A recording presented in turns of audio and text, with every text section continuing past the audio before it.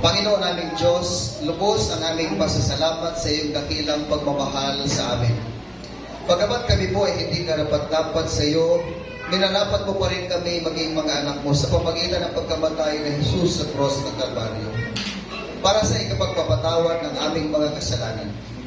Dalangin po namin na sa aming pagtanggap sa simbolo ng katawan at ang dugo ni Jesus na namayubay sa cross, patuloy po ninyo pag-alabin ang aming mga puso sa pagpupuri sa iyo.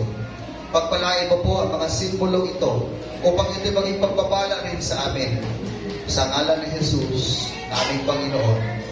Amen. Ito ang aral na tinanggap ko sa Panginoon at ibinibigay ko naman sa inyo. Ang Panginoong Jesus nung gabi sa ipagkanulo ay dumampot ng tinapay at nagpasalamat. Pinagpira-pirason niya ito at sinabi, ito ang aking katawan na ibinibigay ko para sa inyo. Kanin ninyo ito bilang pag-alala sa akin. Tanggapin ko nating lahat ang simbolo ng katawan ni Kristo.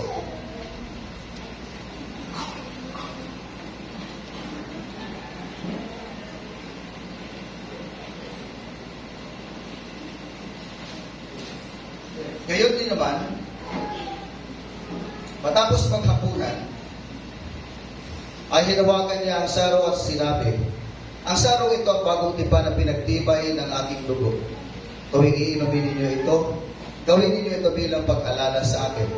Sapagkat tuwing kakain kayo ng tinapay na ito at iinom sa sarong ito, ay pinapahayag ninyo ang kamatayan ng Panginoon hanggang sa muli niyang pagparito. Tanggapin po natin lahat ang simbolo ng dugo ni Kristo.